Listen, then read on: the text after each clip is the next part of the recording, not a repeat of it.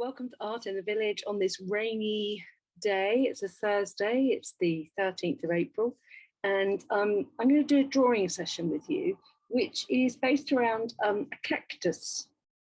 Not the world's most attractive plant, but they're actually, they can cause problems with drawing. So I thought it'd be quite interesting to work out a sort of simple way of approaching drawing something with a multiple sort of layers of leaves. It could apply to petals, of course, as well, the system that I'm going to use with you. So this is the plant I'm going to be drawing, and you're going to need a 2B pencil, a 4B pencil, and a mechanical pencil. So let's get started. So I've got a 2B pencil, a 4B pencil, a mechanical pencil, or they sometimes get called propelling pencils, where you can actually click the top and the lead comes down. A white eraser, and I've got a sharpener, and that's pretty much all I'll need. And of course, the plant. So when you've got something a bit complicated, which has got a lot of leaves or petals, a rose is a similar issue, or a peony. What you want to do first is a really sort of rough drawing, generally, of the sort of canopy of the leaves and the shape of the pot, just to begin with. And it's what I call sort of like a roughing in sort of gestural drawing. So let's get started on that. And I'm going to be using my 2B pencil for this. Okay, so I've got my plant here, and I've got the pot, not the most attractive pot in the world. It's actually a plant that I didn't think was going to make it, and it has. It was rescued. So sorry about the shadow that's cast here, but it's quite nice actually. But I'm going to just generally I'm going to pick it up now that you've had a look at it, and I'm going to hold it at the angle that suits me. It's going to look different to you because obviously it's near the camera, but I'm going to hold it up to work. So I've got a sort of general, almost like a sort of rough shape. And notice how I'm using my pencil as well. I'm not holding it like this, I'm holding it like this. I want it to be very flexible in my hand. So I am just going to put in the pot very roughly. I've got this sort of spiky shape there, of course, for the top highest leaf, and it sort of comes out in this shape. And then I've got a bit there, there, there, and there. So I would start it off like that. I know it looks a bit weird, but it's almost like the plant with a sort of canopy over it, or a sort of mosquito net or something. It's got sort of like a general shape. Then what I would do is I would look very closely inside and work out how nature has put this together, okay? So we've got little fresher, more pert leaves in the center, which are pretty much like a spiral. It is actually like a spiral, but I'm doing it from that angle, which to you looks like that. So I've got to think to myself, okay, so what's in the center and what's in the outside? What most people will do is they'll start by drawing in one of the leaves like that. And then they'll think, okay, there's one behind it. I'm going to do the other way. I'm going to go from inside out, as if I can see right into the center as I'm drawing from here. So I need to look inside, and I can see that there's some little leaves behind. So I'm going to put those in, but again, very, very roughly, very, very roughly. I'm going to start putting in those central leaves that I can see, because I want those to be inside. And then from there, I'm going to put in the ones beside that as they come out. And it's still rough. It doesn't have the sort of texture of the cacti yet. It just is a rough version. I'm using the side of my pencil still. And I am just plotting out where things need to go. I'm sort of working from the inside out. I've got one at the front here, which covers all of that, which is here. Again, I'm just doing it very, very rough. I just want to get a sense of where things are before. There's that curvy one, there's that one that goes out there. And I come over here, and there's some like weird things going on over here. And then make sure you follow the whole leaf through, not just the tip of it. You want it to be credible that these things are growing. This one's sort of facing towards me a bit. Like that, and then that one comes like that, and then that comes like that. And there's a little bit under there, and that is a bit thicker.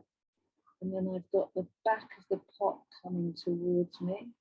If I hold it that way, it's less so. And then it's coming out. That is tucked under there. So it's more like that. Then I've got that ridge going round, and then I've got the pot like that. So that's a really rough, basic drawing. I mean, obviously there's a lot I don't need there. So what I'm going to do is get rid of those original lines that I did, the sort of canopy that I did. Do you remember that? That was at the very beginning. So I'm going to get rid of that because I don't really need that anymore. That was my sort of bit of scaffolding, wasn't it, really? And I'm still not, obviously, 100% happy with what I have because it's just the start of something. I'm just vaguely blocking in where things need to go. And I'm a bit of a messy drawer, but I feel it's because I really like roll my sleeves up and get into drawing. And I think that's the only way to do it, really. I think if you stay too neat, it's a bit restricting. Mind you, David Hockney would probably disagree with me, wouldn't he? Okay, right, so I've got a general sort of shape of my plant. It's got no sense of being a cacti. The reason we know this is a cactus, sorry, is because it's quite fleshy, pert, it's sharp on the edges, it's got a smoothish, well, it's actually quite rough. It looks smooth, but it's not, it's like sandpaper. It seemingly has a smooth surface, but it isn't, it's quite rough. But they're quite bulbous in a way, these leaves, aren't they? Except for these little new growths. I'm not going to worry about the colour because I'm drawing with pencil. I'm not interested in the colour. But what I am interested in is the values that are in this, the shades of light to dark. Now, do you remember before we've looked at this value chart? 2, 3, 4, 1, 2, 3, 4, 5, 6, 7, 8, 9. 1, 2, 3, 4, 5, 6, 7, 8, 9. Yes. So normally a standard value chart is 9. So you have 3 dark tones, 3 mid tones, and 3 light tones. So they're all values. It's a bit like when you go to a paint shop and you get well, it's actually hue when it comes to colour, but the different hues of a colour that go from dark green to light green. Okay, so what we need to do is we need to think about the darkest part of our picture when we do our shading, which I'll show you. And then this has got to get, this whole picture has got to contain from dark to light. So this value chart is quite a good way of practicing because look, if I show you this, I'm sort of running out of, in this area, it all looks a bit samey. So I might have to go back here and do it darker, a little bit darker, a little bit darker. Can you see what I'm doing? I'm graduating it from here to here so that the jump from dark to light isn't so dramatic. You want this variation in here. This can go even darker. Of course, if you use a higher numbered pencil, like a 6B, it makes it easier to do this because the softer the pencil, the easier it is to get all of these different values out of it. That's not too bad. It's not great around here. I might make that darker, a bit darker. These two look pretty similar here, so I've got to make that a bit darker. So you get the idea anyway. So generally speaking, very generally speaking, I would say that any drawing you do should have a minimum of 9 values, 8 or 9. Why? Because the more variety of dark and light, or light and shade that you have in a drawing, the better the depth conveyed in the drawing. So it's going to be much, much more depthy and possibly much more engaging as well. So looking at this, I mean, obviously the darkest part is going to be the soil, but if you look into the shadows in here, some of them are very dark. When we go into those crevices, they're really dark. So what I'm going to do is I'm going to put the darks in. I'm not doing any outlines yet, nothing at all. It's still rough.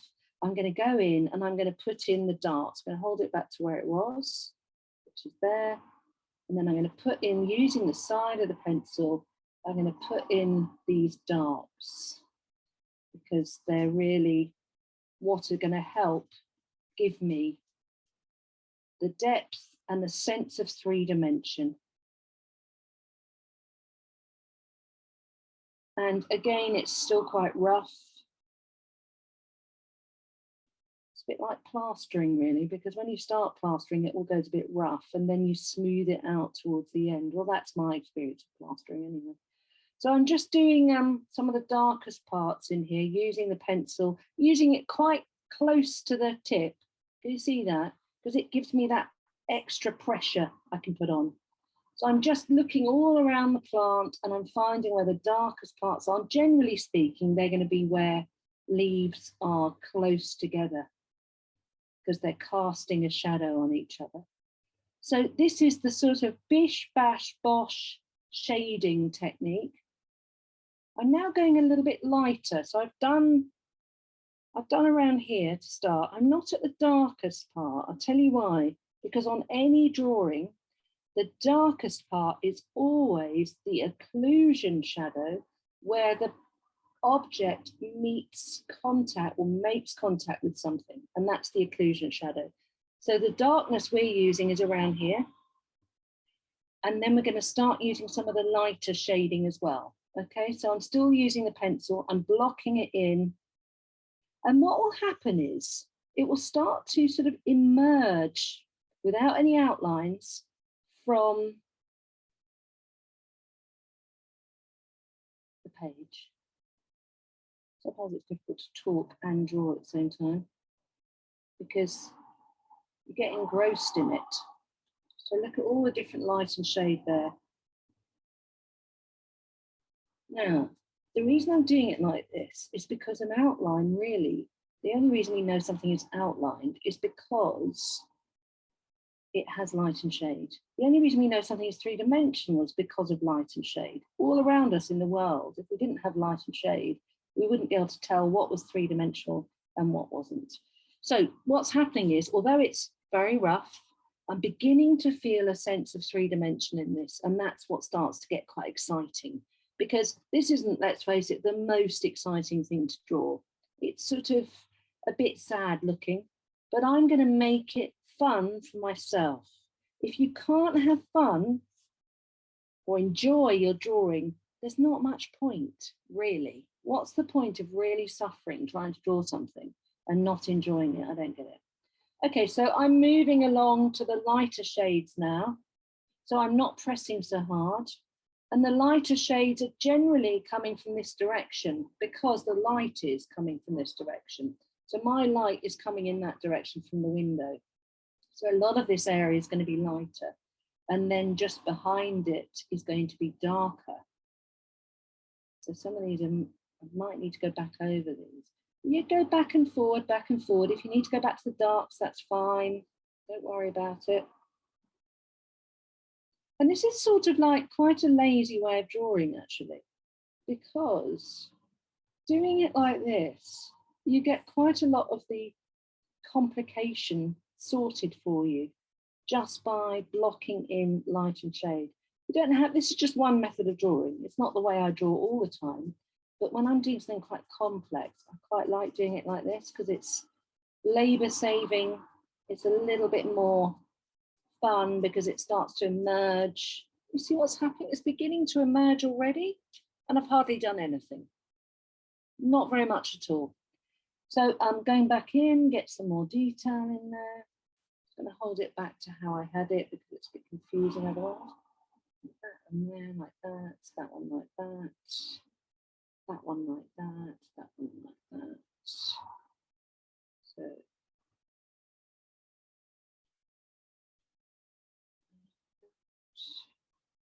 moving it around to make sure I've got the right position. Ah, there it is. Okay, that's it. Right.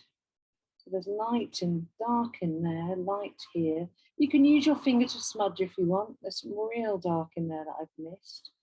And this is a little bit more.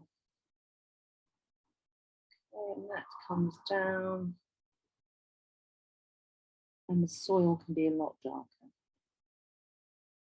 May as well just make that so that you get some contrast. Okay. Right, so what I'm going to do now is a lot of the hard work's been done for me. Well, I've done it, but you know what I mean.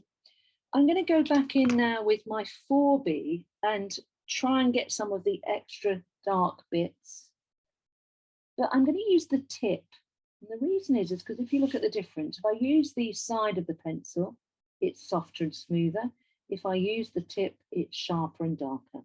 So I'm going to use the tip so I can follow some of these lines of shadow, almost like stitches around the plant. Some of them are quite sharp. And this is where that's that in there behind that. There's a bit of shadow in there. That's quite dark in there. And then I can go darker on the soil. With the soil, you don't want to just do this. You want to make it quite erratic, the mark making, so it feels like it's a bit more textured. Sort of soil-like. You don't want to make it cartoony, but you just want a bit of texture in there. Okay. Going back and forth, finding parts. There's a bit of shadow on the side there. There's a bit in there. There's a bit on that bit there, which I missed. And what I do is I tend to find one leaf that I choose as my reference point, if you like. So this back leaf and this little, what is down there, sort of like flaky bit, those are the points that I'm using as my reference points. And I'm now going in and putting in the shade. And again, it's going to help with finding the shape of everything.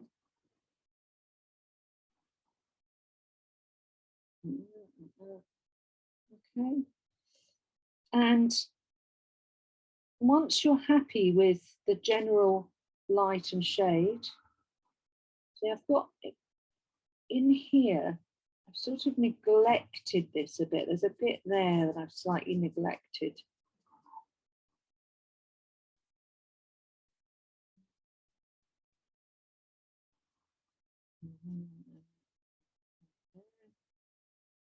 Okay, so already, quite like it already. It's not quite there yet.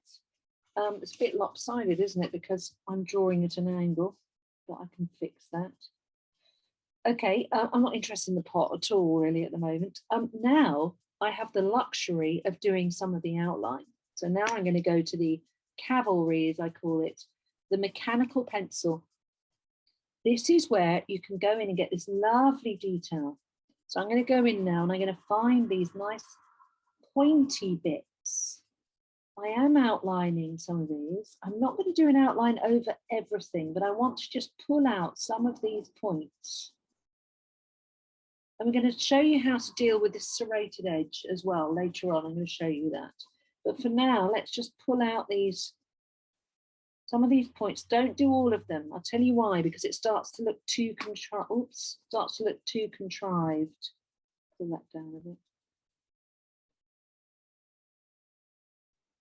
You want it to be just a few little touches here and there.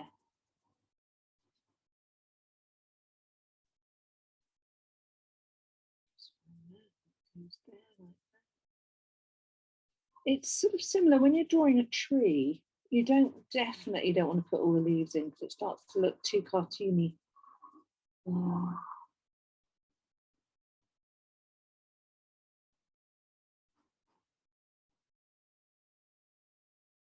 It's just I love the sharpness of these mechanical. Oh, I keep doing that.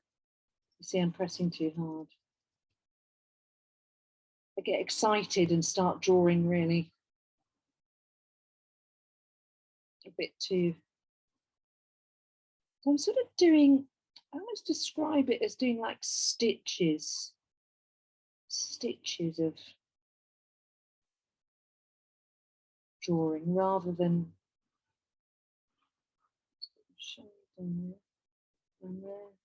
so it's sort of coming together. It's coming together. I like it. It is important to like your drawing. I mean, some people just don't like anything they do, and I sort of think, well, of course, at first, if you're learning to draw, it's depressing when things don't work how you want. But at some point, you've got to sort of cut yourself what I call a bit of slack and say, okay, I'm not that great at the moment, but I will get better. And that's really important. Because if you can't enjoy it, like I said at the beginning, there's not much point. Okay, so it's beginning to come together. I quite like it, as I said. It's got a lot more to do on it, but that will take time, just building up. And don't forget, there are so many different sort of marks you can make. So you can do hatching in any direction. You can do cross hatching in any direction. You can do squiggles. You can do sort of fanned mark making. You can do zigzags. There's so many. And you're going to need a sort of arsenal of as many marks as you can to describe this cactus. There's a lot going on in here, lots and lots going on. And I think 3 pencils is fine. And what I suggest is just really, really like close in on the texture and see what's going on. I'm going to go back to my 4B and I'm going to try and get some of that slightly faded, patchy feel. And all I'm doing is giving it a sort of a light and dark pattern. So I've noticed that some of it has that. It's a bit of a hard slog, but it's about looking. Right, before I leave you, I am going to show you about the serrated edges. What we are not going to do is, let's say that's the edge of the leaf. We are not going to go like this, because that will ruin it. What we're going to do is we're going to imply the serrated edge, just imply it. So the way to do it is, I've noticed the serrated edge is almost like white. It's like a white colour. I imagine if you look closely at that, it would look like sort of crocodile teeth. So when I've got my background in, and for this plant, what I would do is I would use my 4B or a 6B, and I would go in really dark around this plant. I'm just going to show you how I would do it using the side of the pencil, because you want it to be really popping. You want the drawing to pop. So if I use a very dark background like this, it's really helpful for things that have got weird edges.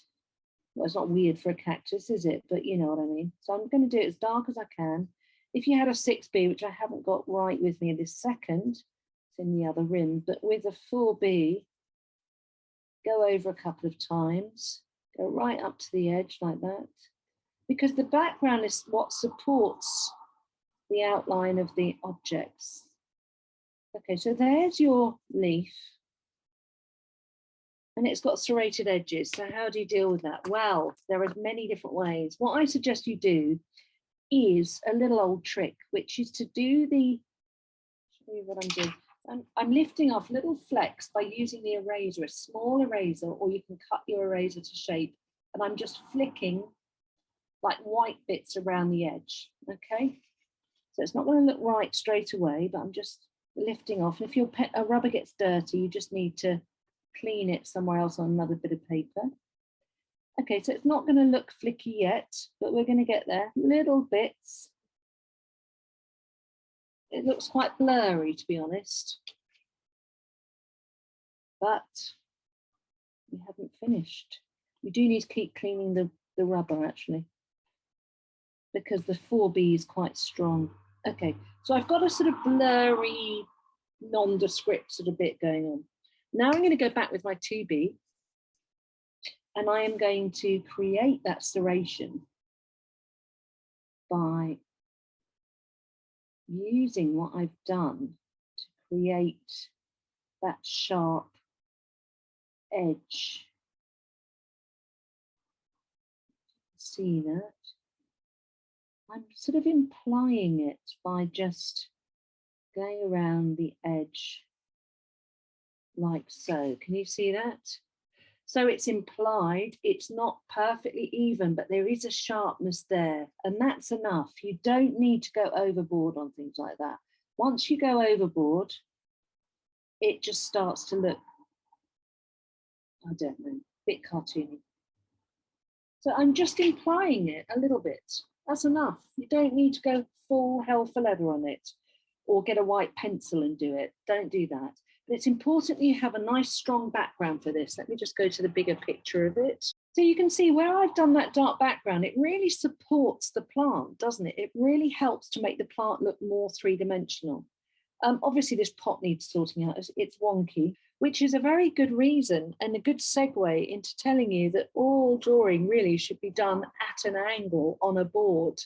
So if you're at a desk, you can rest your board on your lap and prop it against the desk so you get a sort of, I don't know, 30-degree angle. So if you put your, the best thing to do is to put your board at an angle from your lap to the table so you can actually draw on top of that with your paper on it, rather than draw flat. Because if you look, what's happened is because I'm drawing flat, the whole thing's going a bit skew with. So really it needs straightening out, but I'll sort that out later. One of the things before I go is that what you need to ask yourself, because plastic's quite hard to draw really, because you have to show that it's shiny. You have to, because that's the only reason we know it is plastic really, isn't it? It could be terracotta, but because it's got this sort of shine and glint. So you need to make sure when you're doing that, that you have quite a bit of contrast between dark and light or light and dark. So for example, if I'm doing the pot and I'm shading it in roughly, to show I've got a shine on here,